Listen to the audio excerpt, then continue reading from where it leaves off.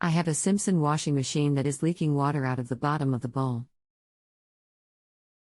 I have pulled it apart but can't get inner bowl and outer bowl apart. How do I do this?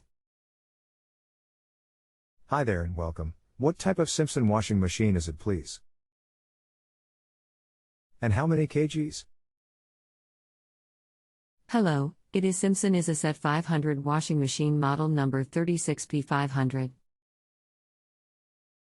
With the agitator out of the bowl, there are two Allen keys bolts going in sideways right down in the center of the bowl, and a collar. Dig the muck out, you will see them.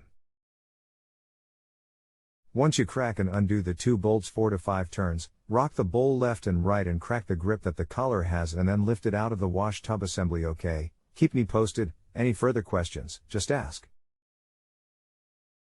AUSSIE Repair Tech. 41388.318896528. Do the bolts have to stay in? I have already tried this with the bolts out and it won't budge. Rock it left and right harder, Nathan, until the collar cracks and gives way. Bowl is out. How do you get the washer off the spindle?